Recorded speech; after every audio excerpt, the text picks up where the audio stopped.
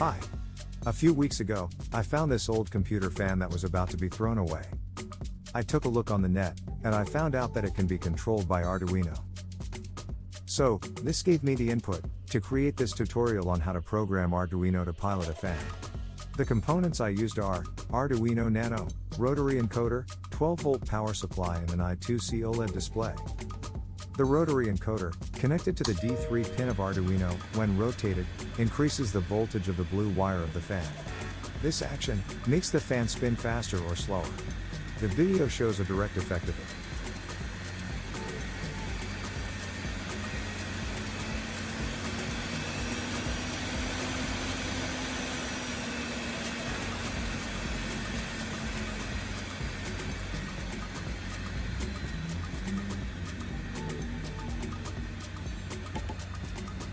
As showed in the video, the connections are very simple.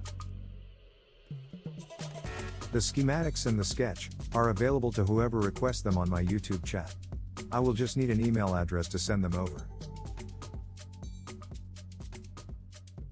If you enjoyed the video, please subscribe and put a thumbs up.